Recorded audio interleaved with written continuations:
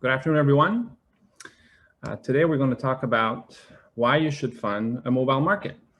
And we're going to talk about it from a perspective of a funder, and we're going to talk about it from a perspective of an aspiring mobile market operator.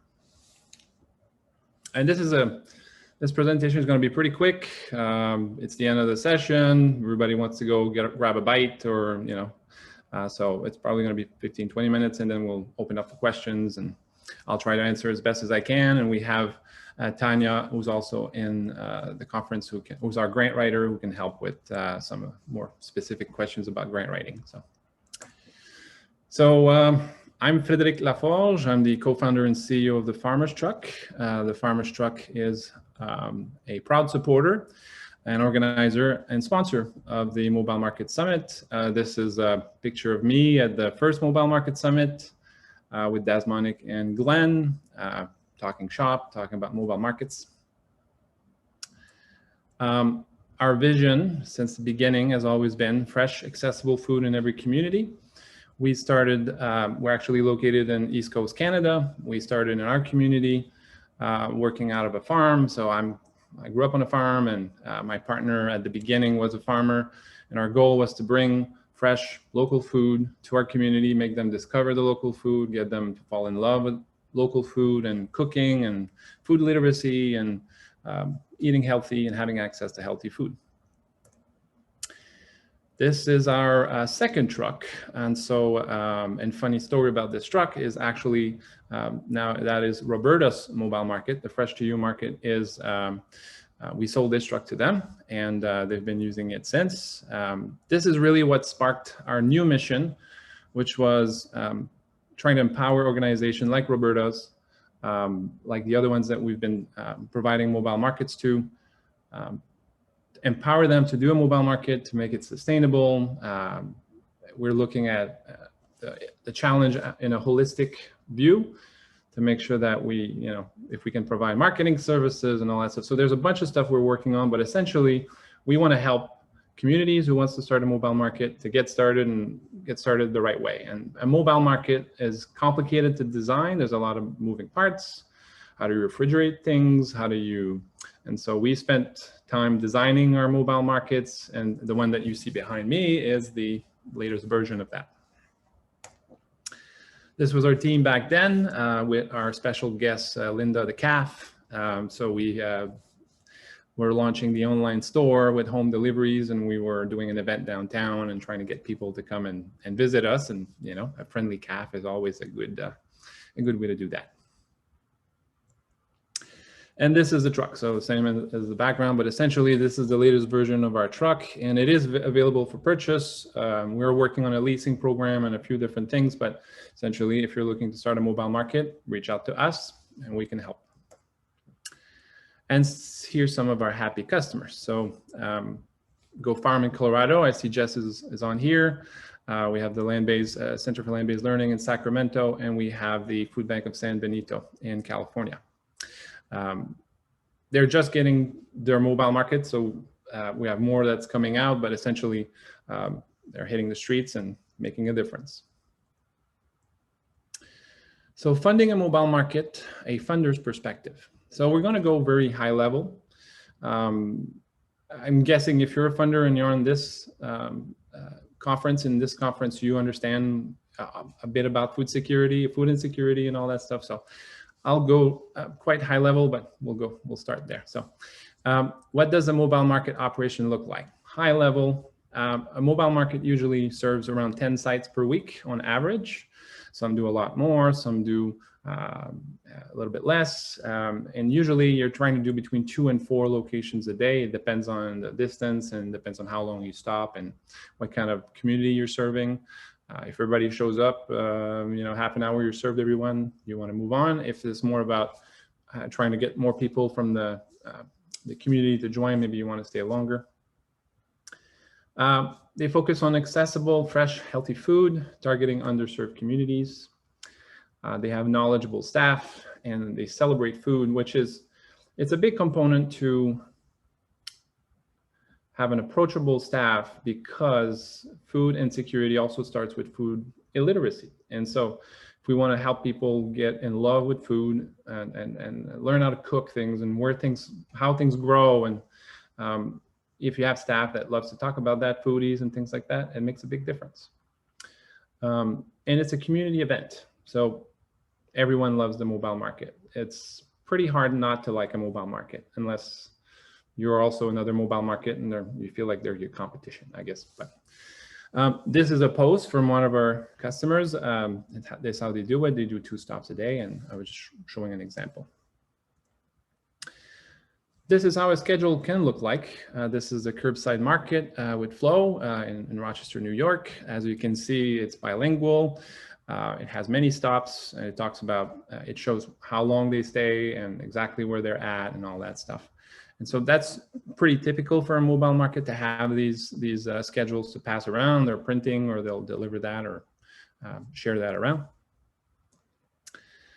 They also do sponsorship package. Not all of them, but most of them will try to do some sort of sponsorship package in order to diversify revenue.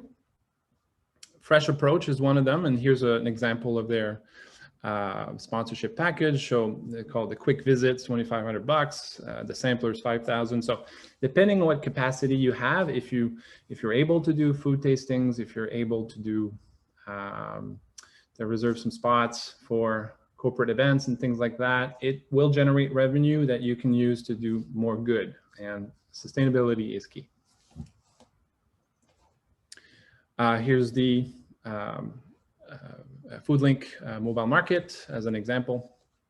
As you can see, they have solar panels, they have speakers outside, they have a design with 2 doors and all that stuff, which is quite interesting. And then we have the Fresh Approach truck, which is based on the step van model, but similar model where they open up like a food truck.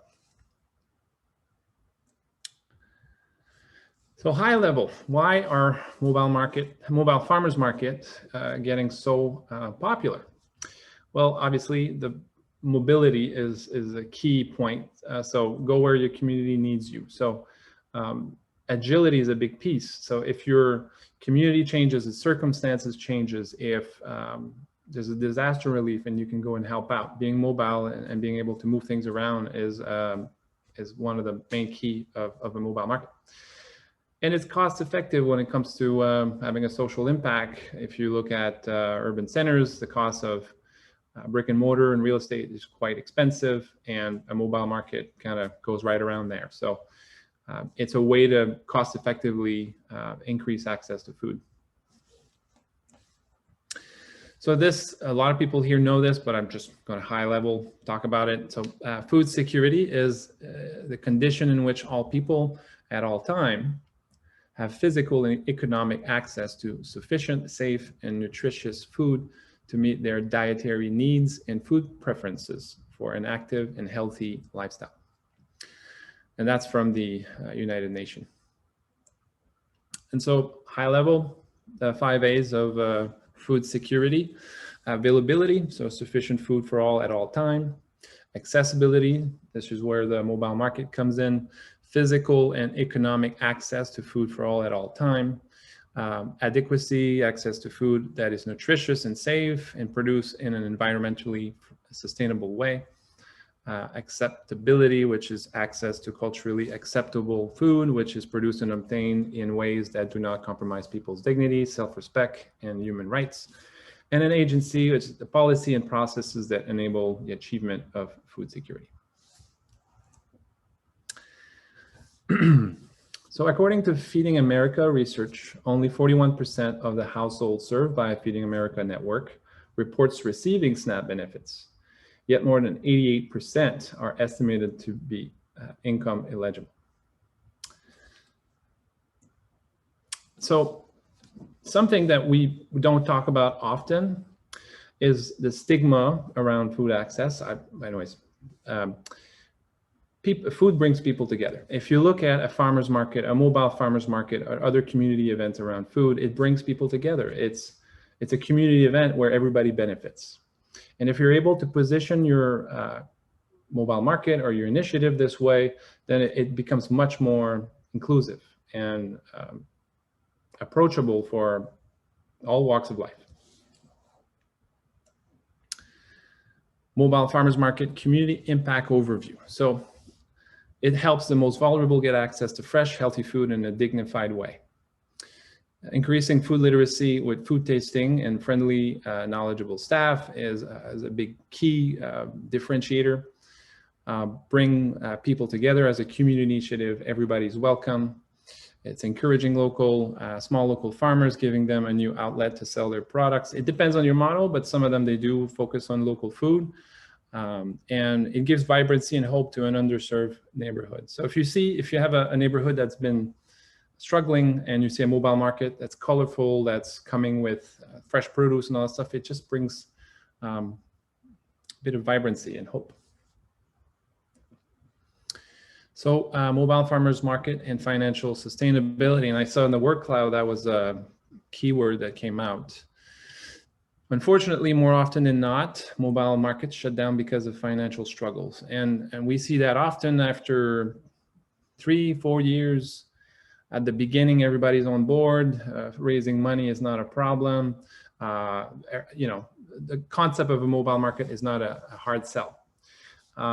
Second year, okay, funders are still on board. Third year, okay, well, now we're at a point where we want to spend money maybe on something else, and we would like for you to figure out maybe more of a sustainable way to run this. And then on the fourth year, then most of them, or a lot of them, they do go out of business. And it's really unfortunate because these communities, the help that they put together, the labor, the volunteer hours, the sweat and tears into creating a program, serving these communities, and that we're back at square one. And it's very unfortunate.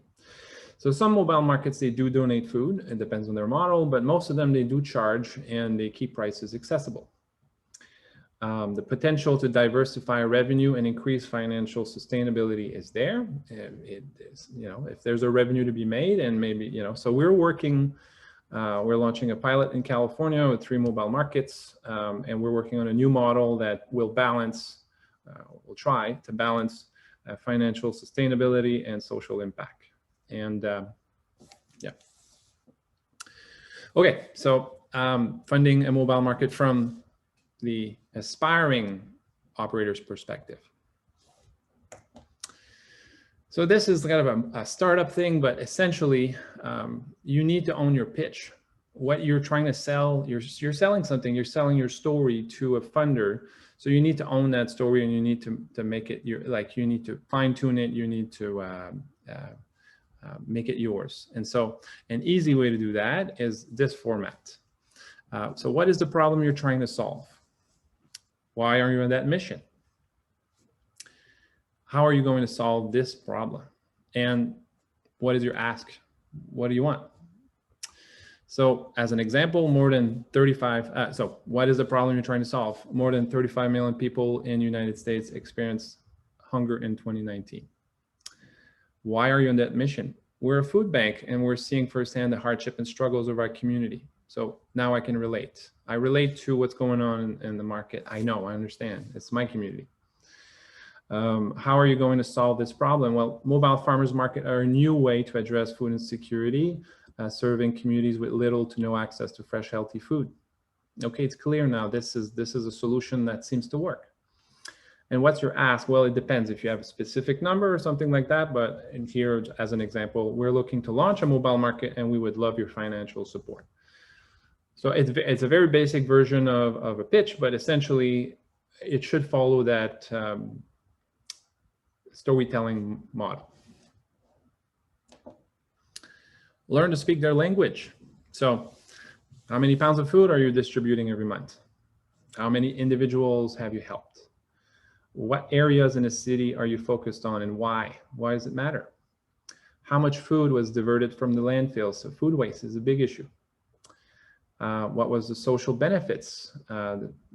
People, maybe they've learned how to farm. So some mobile markets are urban farms, the one in Sacramento, for example. Year-over-year comparison. So what's your progress? What's going on with the company? How long have you been in business? What's the mission?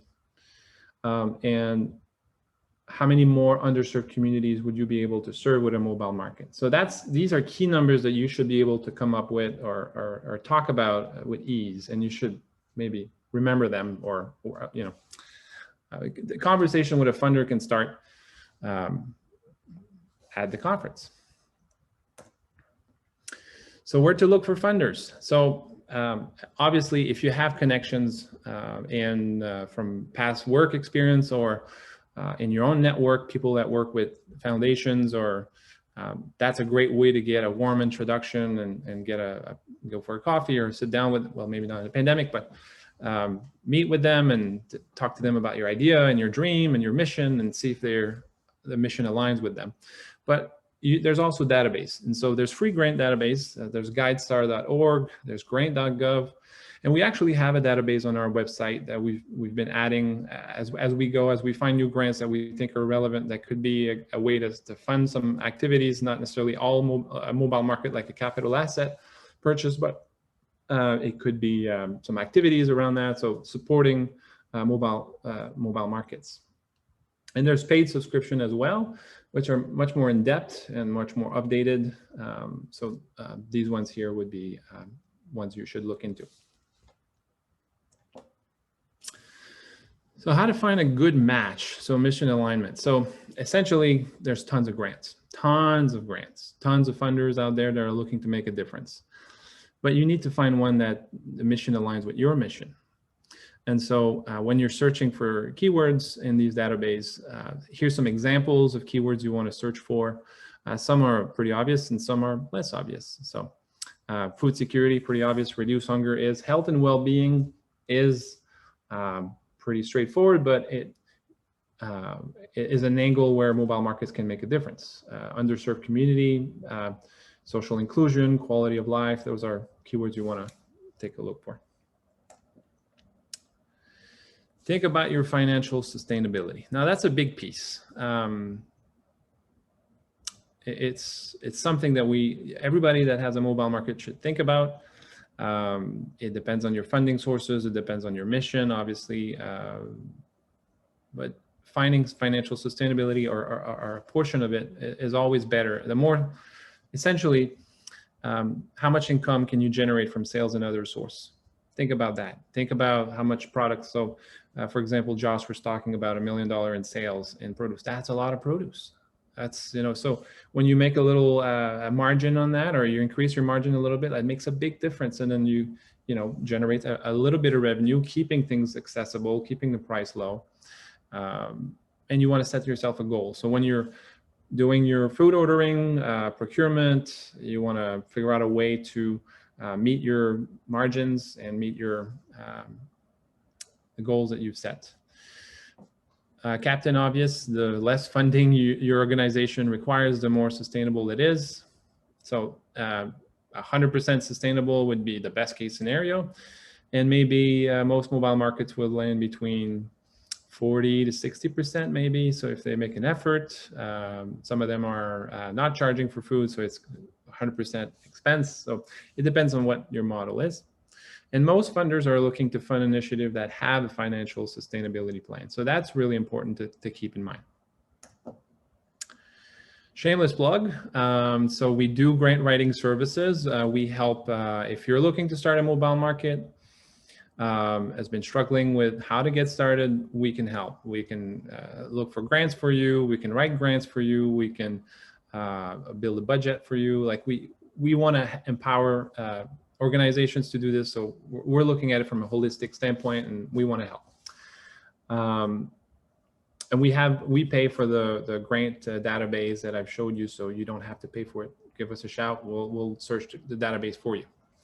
And if reach out to Tanya, so you can see Tanya is there in the background as well. So we're doing social distancing selfie, but essentially that's Tanya. So reach out to Tanya. Creating a corporate sponsorship program. Something that worked really well for us. We created an employee wellness program, and we went to the community and the corporations, and we're like, hey, would you like your employees to get a mobile market once a week? Encourage them to eat healthy and all that stuff. And everybody was like, thumbs up. Yeah, I want that. So When you're planning your schedule for your mobile market, maybe reserve one afternoon or maybe 2 afternoons a week, depending on how much revenue you want to make, to specifically for corporate partnerships. Maybe you want to offer cooking classes and food tastings. Those are crowd pleasers. People love that stuff. Can you give them some visibility on social media? Post something, maybe a video, you know, with them or whatever. Just tag them, give them some visibility. Maybe the annual report, and make it a good experience they'll remember, because word of mouth is your best marketing. Period. How do you want to approach corporate sponsors? So it's different. Funders, they basically usually have a form online or ways that they want to give money, and you follow the steps, and you know, it's usually pretty straightforward. Corporate sponsors, well, you got to wear a sales hat, and you got to go and figure out who to sell this to and who would align with your mission and would care about this. And so the first thing is probably try to get some warm referrals first. So your friends, your families, your fans of the mobile market, they all have networks, they all have connections. And if you get a warm introduction, it's by far the best way to get your foot in the door. You can engage on social media. So if the community if the corporation is on social media and they want to, you know, they're engaging on social media, chat with them. LinkedIn is also a really good way to reach out to these corporate sponsors. And a good old fashioned letter. Nobody writes letters anymore. Take the time to actually write a letter, mail it to that person that you want to reach out to, spend the dollar for the stamp or whatever, and you'll see that actually they'll open it up. It's just, we don't get letters anymore. So it's an event now when you get somebody to write you a letter. And that's it. There's some questions, I think. Whoops. Let me get stop sharing. There you go. Okay, so can you share what the typical ownership structures are that mobile markets use, nonprofit, for-profit, cooperative, and others? Most of them are nonprofit. Most of them work out of a either a food bank, some food security initiative. Some are farmers, but they're also nonprofit. They urban farms or whatever. I haven't seen cooperative. I love cooperatives. I'm French. Cooperatives is something French people do a lot. Yeah, so I'm envisioning that small farmers that doesn't have access to an actual farmers market could get a mobile market truck like that, like 4 or 5 of them work together, and I take one side of the truck, you take the middle side or whatever, and you put your produce in there and you can work together. So there's all kinds of ways you can use a mobile market. And as a cooperative, that would be really cool, but I haven't seen it yet. Are there successful mobile market models in rural areas? What are the key differences between urban and rural mobile markets? Well, rural mobile markets, they'll do a lot more traveling.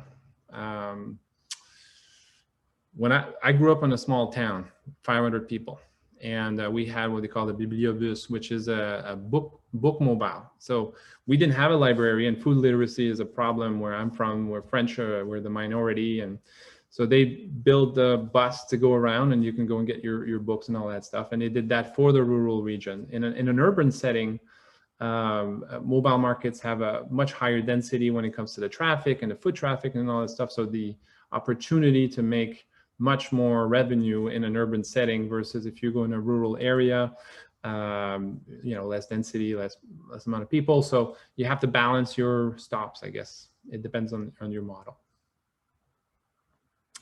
What's the range for startup costs for a mobile market? It depends where you are. I mean, you're definitely looking in the 250, something like that, if you're calculating salaries and permits and all that stuff. If you already have a warehouse and walk-in fridge, you can store your stuff, then that's a big plus. If you need all that stuff, then you need rent. And so it will vary around that. and depending on how many staff you get, and if you get volunteers as well, that always help. And it depends, I guess. It's the answer. Are you familiar with any mobile markets that have been successful without any staff, only using volunteers? Anything that's only using volunteers, and I've been working with nonprofits for a long time. I founded a company, a nonprofit called EnviroPlus, where we take old furniture and we repurpose them and we resell it. We have a store, and the model was give a man a fish, feed him for one day, teach him to fish, feed him for a lifetime. And so we worked on building abilities with somebody doing woodworking and stuff like that.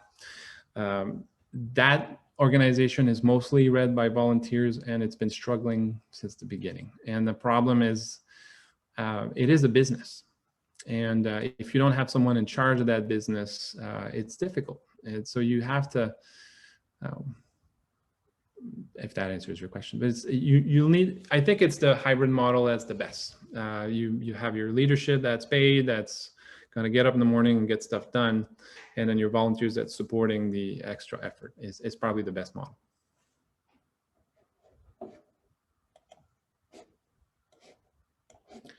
Okay, more questions. Times reasonable average. We started our market with $500 grant. Yeah, I mean, you don't need much. You need a table and maybe a tent if you're planning to do some rainy days, but really you don't need a whole lot, I guess.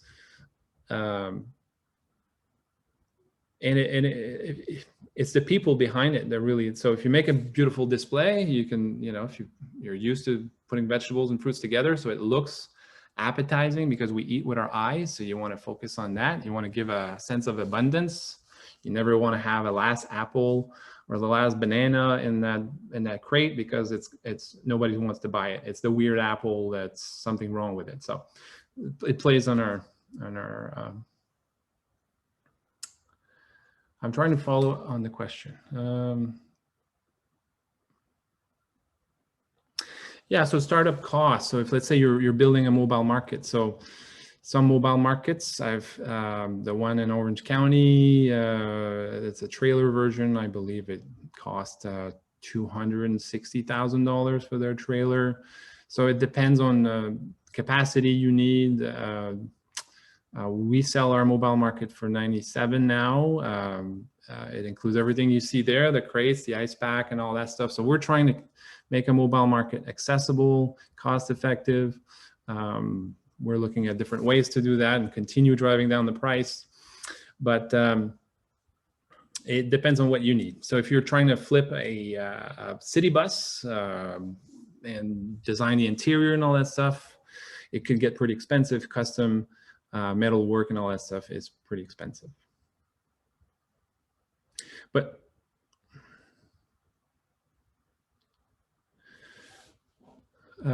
what is a reasonable percentage of self-sustainability for a nonprofit market? How do we educate funders about reasonable average and the need for ongoing funding? That is, I believe, relationship based. And if you find the right type of funder that is aligned with your mission, and if you are able to convince them that, I'm not going to be 100% sustainable, I might be 20, 30, 40% making revenue, and the rest I'll need to raise. That's a lot easier to sell than saying I'll need all the money all the time for in perpetuity. That's difficult. That's a hard sell.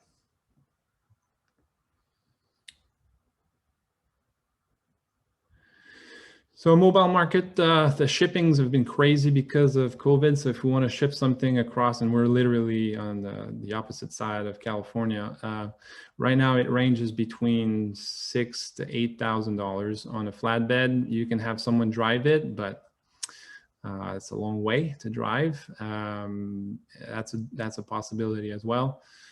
We've seen prices during COVID as $20,000. It's just crazy time to try to do this kind of stuff. But right now the prices are much more reasonable.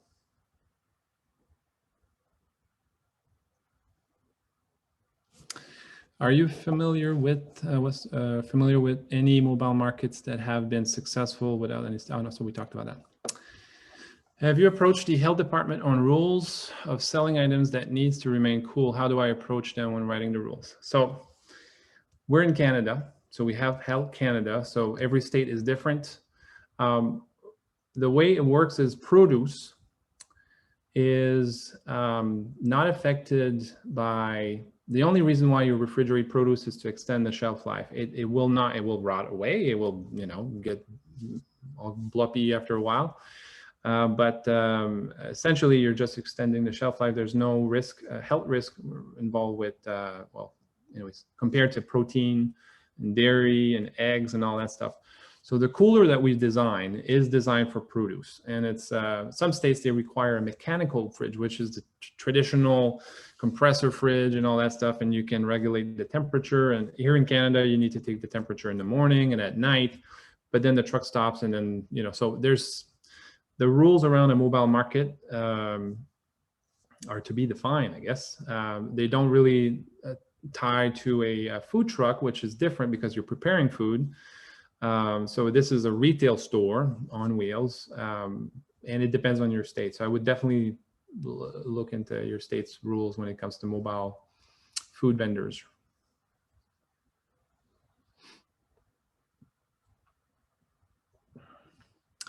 Well, I guess that's it. Thank you, everyone. Yes, it is. Yeah. So the back part, this whole thing is refrigerated. It's basically a bunch of giant ice packs. So we worked with a university here in Halifax.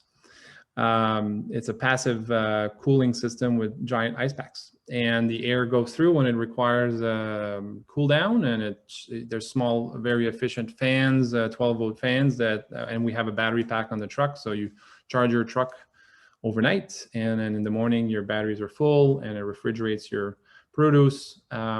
The way it's designed is, it's got, anyways, I can send you the brochure. Reliable trucks have been a very important factor in sustainability for many markets. I mean, we bought, our first truck was an old truck. Like, we bought an old step van. It was a FedEx. It had 170,000 kilometers, which is like about 100,000 miles. And like, we got stuck so many times. And then you're trying to build trust with your community. You're trying to build a routine. You're trying to build changing habits, because you want your customer to know that they can trust you, that you're going to be there, rain or shine, because that's what a store does. A store is open 7 days a week. And so you want to be that reliable source of food. And if you have a crappy truck that keeps breaking down, then you're not really helping your case. And so maybe when you're shopping for a truck, look for a lightly used truck, or if you buy something used, have a mechanic look at it really, really closely to make sure that there's no, chance of big pickles that could happen. Thank you, Susan. I do think my truck is pretty slick. I agree.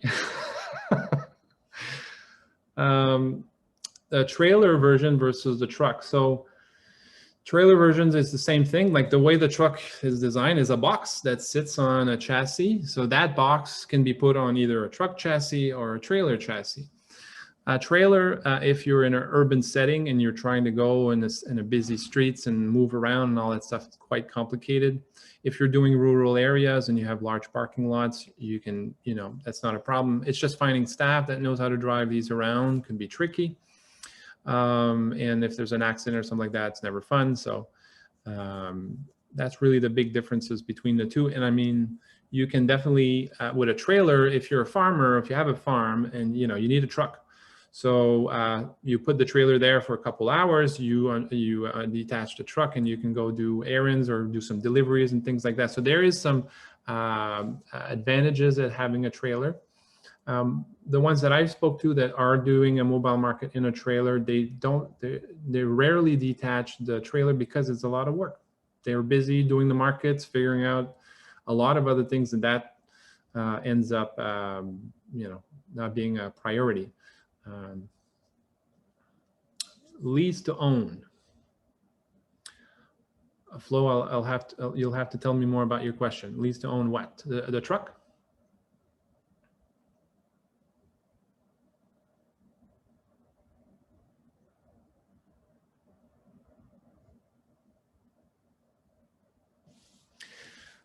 We are working, if you're talking about the leasing for the mobile market, we are working on a few different financial, that is what we are doing. Okay, so the trucks that you buy are leased to own. Interesting. Yeah, we're trying to figure out like the easiest way to get a mobile market up and running. It is a lot of money to raise to buy a mobile market. So we're thinking, what if we can lease the mobile market? And so you can get started sooner. And so we're working with some financial institution to figure out how we can make that work. Yeah, a lot of companies, they go with leasing, like Riders, for example. If you're familiar with the company, they lease refrigerated vehicles. If you're an organization and you don't know a whole lot about maintenance and truck and all that stuff, it's probably the best option for you because they take care of all that for you. So it's a bit more expensive, but you don't have to worry about it. And then at the end of the lease, you just get a brand new truck, you know?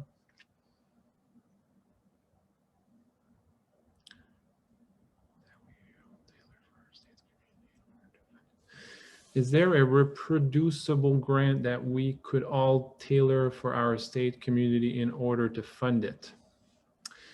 There is a fund that would be a Tanya question. She knows all the grants by heart. No, I'm kidding.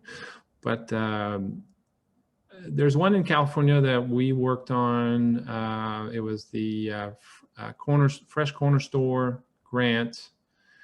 The concept was to help corner stores get a lot of these grants. They won't say mobile market on it. They're just going to be like this one, for example, was to put refrigerators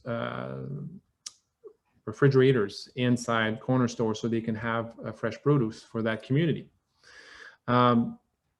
We were able to reposition that in a way that the truck is a corner store on wheels, and there is refrigeration on the truck, and that was a valid way to get that grant. So it's not what the grant was necessarily intended for, but it's still the same impact. So I guess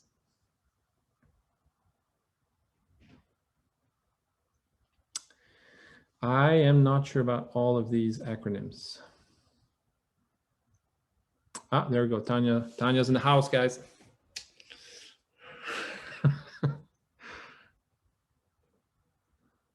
Yeah, there's quite a few programs that I've seen over the years. One of them that I really love is Grab Some Good, which is from Food Share Toronto. I'm sure there's a program similar in the US somewhere, but essentially they put these refrigerators, like not too big, but some, like when you go into a convenience store, there's not a whole lot of place left because, you know, their goal is to sell you something. So they'll put shelves everywhere. So how do you put another fridge in there? So they designed these smaller fridge, and then they made a deal. They're like, okay, we'll put a fridge here. We'll actually pay you to have that fridge, and we'll take care of putting produce on that in that fridge to make sure that they're accessible, and the price and all that stuff will work with you on that. So because the corner stores, they don't want to deal with perishable. It's complicated. They waste a lot of money, and they're like, so that's a program that I think is pretty good for that.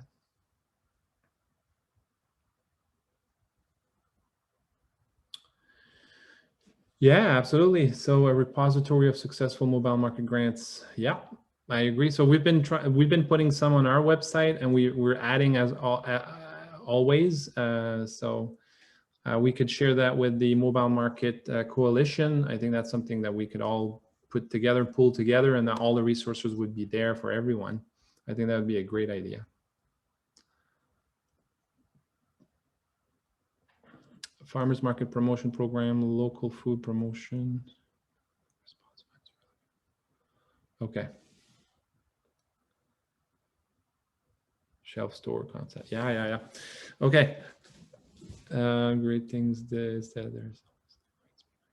Yeah. So and especially now, the louder mobile markets and food security organization and you guys, the louder we are, the more organized we are, the more noticeable we are. And so if there's a demand for this in the community, and funders are always on looking what's going on and trying to figure out where they can have an impact, you never know, there might be a grant coming out specifically for mobile markets. And I think if out of all the years, this year would be one of those. Okay, thank you, Lenny. See if we have any response. Yeah, I'm not too familiar with those local food promotion programs.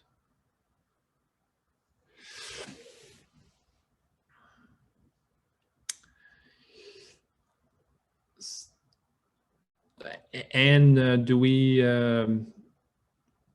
have more questions somewhere? I think the Q&A is answered. Looks like the Q&A is all answered, and also I think the chat box is calming down. I have saved the chat, and we can kind of share some of the links and some of the conversation from this. So this conversation has been very lively in the chat box, so we won't lose the information. And if there's anyone else with any questions, Fred, you said you're going to be short and sweet, but everyone has a lot of questions for you. I was trying to, and I know everybody. 6 o'clock, where I'm at 6 o'clock. I'm like, I'm hungry. I want to get. Well, and also I want to remind everyone that Fred will be available to speak with individuals in our networking session tomorrow as well. Fred and his team will be present in the networking session. So we can continue a lot of these conversations within the networking session tomorrow. Fred, are you all done? You ready to wrap up? All done. I'll see you guys tomorrow, and I look forward to it. All right. Well, thank you so much, Fred, for your insights. And again, just so everyone knows, we'll be starting tomorrow at 1 Eastern Standard Time. The links will be sent out in the same way they were sent out to you today. And you can also access the links via our Hay Summit event website as well. Any questions can be directed to my team through the Hay Summit website or directly to myself or our team email, which have all been made available through a variety of venues. So I think you should be able to get in touch with us. So everyone, have a good evening, and we look forward to seeing you all tomorrow. Thank you again. Bye-bye.